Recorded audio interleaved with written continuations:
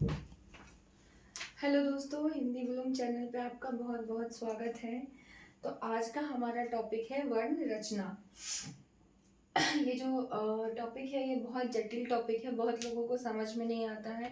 लोग matric inter graduation सब कर लेते हैं, लेकिन उनको आज तक नहीं पता होता है स्वर कितने, व्यंजन कितने, इन सब में अंतर क्या है। तो आइए अपने तरीके से मैं प्रयास करती हूँ आपको कुछ अच्छा बताने के लिए। तो शुरू करते हैं। वर्ण रचना मतलब ऐसी कोई किताब जिसमें वर्णों को रचा गया होगा, जैसे प्रॉपर वे में लिखा गया होगा, जिससे हम शब्द बनाना सीख गए होंगे, बुक पढ़ना सीख गए होंगे, क ख ग घ च छ ज झ, फिर उसको मिला के हमने शब्द बनाया, फिर वाक्य लिखे, तो उसी को वर्ण रचना कहते हैं। वर्णों को रचा गया है मेनली। इसमें लिखा हुआ है मुख से निकलने वाली प्रत्येक स्वार्थक ध्वनि को वर्ण कहते हैं। मुख से तो बहुत चीजें निकलती है, पर हर कोई वर्ण नहीं होता। सार्थक का अर्थ होता है जिसका कोई सही अर्थ हो, उसी को हम वर्ण कहेंगे। लघुत्तम वाग ध्वनि को भी वर्ण कहा जाता है। लघुत्तम मतलब सबसे छोटा, उस ध्वनि को भी हम वर्ण कहते हैं। और ये सभी ध्वनियां जिस वर्ण में रखी गई है उसे वर्णमाला कहते हैं। इन सब वर्णों को एक किताब में संजोया गया, उसी को हम वर्णमाला कहते हैं।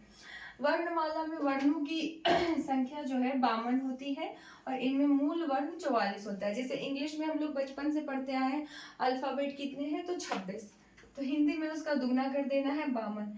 लेकिन इसमें जो इम्पोर्टेंट है, मूल जो है वो 44 ही है। अभी हम धीरे धीरे समझेंगे कि 44 कैसे है, ठीक है। तो हमें ये याद रखना है कि वर्णों की कुल संख्या 52 है और मूल 44 है। कुल 52, मूल 44। अब वर्णों का वर्गीकरण देखते हैं। तो वर्णों का जो वर्गीकरण है दोस्तों, वो 3 रूपों में हुआ है। पहला उच्चारण स्थान, दूसरा वायु संवेग, तीसरा तारत्व। उच्चारण स्थान, वायु संवेग, तारत्व। शुरू से सीक्वेंस से पढ़िए। लघुत्तम वाग ध्वनि को ही हम लोग वर्ण कहते हैं। मुख से निकलने वाली जो प्रत्येक सार्थक शब्द है उसी को हम वर्ण कहते हैं। और जिन वर्णों को, जिन एक सभी ध्वनियों को जिस वर्ण में रखा गया उसे वर्णमाला कहते हैं। वर्णों की कुल संख्या 52 होती है, इसमें मूल जो है 44 है। वर्णों का वर्गीकरण 3 रूपों में हुआ है। पहला उच्चारण स्थान, दूसरा वायु संवेग, तीसरा तारत्व। उच्चारण के स्थान पे हमने वर्णों को बांटा। वायु संवेग जिसमें अल्प प्राण महाप्राण आते हैं। तारत्व इम्पीचमेंट के पीच कैसा है उस आधार पे हमने वर्णों को बांटा। तो उच्चारण स्थान के आधार पे वर्ण के 2 प्रकार हैं। जब भी पूछा जाएगा स्वर और व्यंजन, जो कॉम्पिटिटिव एग्जाम्स होते हैं उसमें डायरेक्ट नहीं पूछते, उसमें बोला जाता है कि स्वर और व्यंजन का जो बंटवारा किया गया है, जो भेद है, वो किस आधार पे हुआ है, तो उच्चारण स्थान के आधार पे। तो उच्चारण स्थान के आधार पे वर्ण के 2 प्रकार, स्वर व्यंजन, स्वर और व्यंजन। उच्चारण स्थान के आधार पे कितने प्रकार, 2 प्रकार, स्वर व्यंजन। अब आते हैं स्वर वर्ण। पहले हम उच्चारण स्थान ही देख लेते हैं, उसके बाद हम वायु संवेग देखेंगे, फिर हम तारत्व देखेंगे। अब हम देख लेते हैं। अब उच्चारण स्थान में 2 था, स्वर और व्यंजन। तो पहले हम स्वर को देखेंगे, फिर हम व्यंजन को देखेंगे। तो स्वर वर्ण जिनको बोलने में किसी दूसरे वर्ण की सहायता ना लेनी पड़े, यानी वह स्वतंत्र होता है। मतलब जिसको बोलने में हमें दूसरे वर्ण की सहायता नहीं लेनी पड़ती है। जैसे अ खुद में एक स्वर है, लेकिन अगर क बोल रहे हैं तो क में हमें अ की सहायता लेनी पड़ती है। स्वर को मात्रा भी कहा जाता है। आपसे पूछा जाएगा मात्रा किसे कहा जाता है, स्वर व्यंजन, तो आपको याद रखना है स्वर को मात्रा भी कहा जाता है। तभी तो ई की मात्रा, ऊ की मात्रा, जैसे बोलते हैं ना, बड़ी ई की मात्रा, बड़ी ऊ की मात्रा, ये सब स्वर है। अब देख लेते हैं स्वर कौन कौन से हैं। ओ, आ, छोटी ई, बड़ी ई, ऊ, छोटी ऊ, बड़ी ऊ, री, ए, आई, ओ, औ। ये सब टोटल स्वर है। टोटल 11 स्वर है। स्वर और व्यंजन मिलाकर टोटल 52 है, जिसमें से 11 स्वर है। तो 52 में से अब 11 घटाइए, 12 में 2 में से 1 गया 41, जबकि मैंने बोला है मूल जो वर्ण है वो 44 ही होता है। अभी इसमें 3 और ऐड करना है। तो मैं आपको सीक्वेंस से समझाती हूँ कि कैसे होता है। स्वर वर्ण के भेद, पहले स्वर वर्ण के भेद देखेंगे, कंफ्यूज नहीं होना है। सबसे पहले वर्ण थे, वर्ण के 3 रूप थे, उच्चारण स्थान, वायु संवेग, तारत्व। उच्चारण स्थान के आधार पे 2 भेद, स्वर और व्यंजन। स्वर की संख्या टोटल 11 है, कुल वर्ण 52 है, मूल 44 है। टोटल स्वर की संख्या 11 है, स्वर व्यंजन मिलके 52 है, जिसमें से स्वर खुद 11 है। अब स्वर वर्ण के भेद पे हम जाते हैं। स्वर वर्ण के भी 4 भेद होते हैं। स्वर वर्ण के कितने भेद, 4 भेद। दीर्घ हरस संयुक्त प्लुत, दीर्घ हरस संयुक्त प्लुत, दीर्घ हरस्व संयुक्त प्लुत, दीर्घ हरस्व संयुक्त प्लुत, ये स्वर्ण वर्ण के 4 भेद है। कुछ विद्वान दीर्घ और संयुक्त को जोड़कर वर्ण के 3 भेद मानते हैं। कहीं कहीं पे ऑप्शन दिया हुआ रहेगा कि वर्ण के कितने भेद, तो ऑप्शन में आ रहता है 3, 2, 1। तो उसमें क्या होता है कि कुछ विद्वान जो है स्वर्ण वर्ण के 3 ही भेद मानते हैं। वो क्या करते हैं, दीर्घ और संयुक्त को जोड़ देते हैं, तो टोटल 3 भेद हो गए। लेकिन ऐसे हमें याद रखना है कि वर्ण के 4 भेद हैं। अब दीर्घ स्वर की संख्या टोटल 7 है। आ, बड़ी ई, बड़ी ऊ, ए, आई, ओ, औ, टोटल 7। अ, बड़ी ई, बड़ी ऊ, ए, आई, ओ, औ। 1, 2, 3, 4, 5, 6, 7 औ।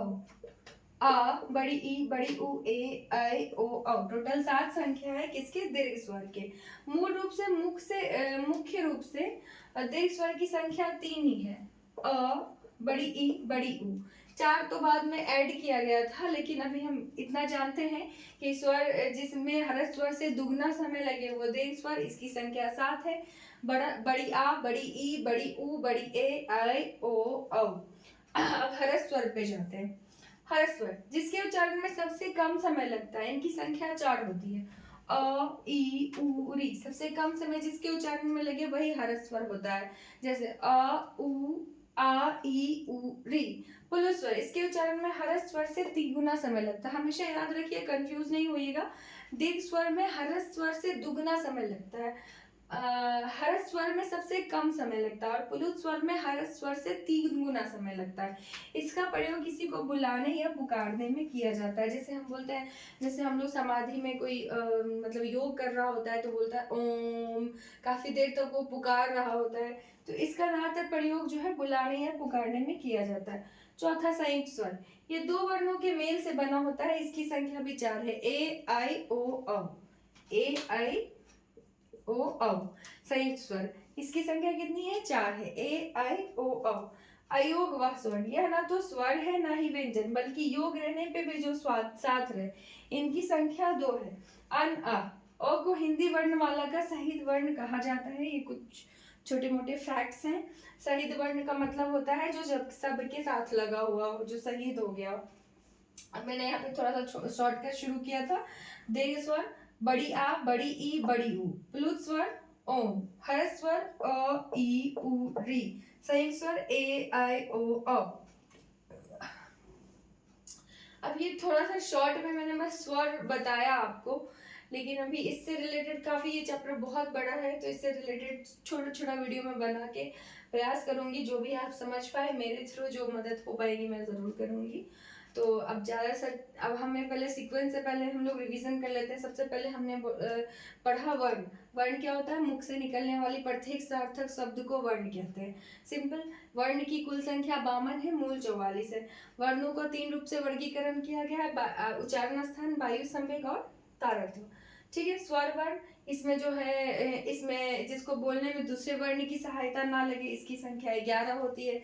स्वर वर्ण के भी 2 भेद, क्या बोलते, सॉरी, स्वर वर्ण के 4 भेद, दीर्घ, हरस, संयुक्त, प्लुत।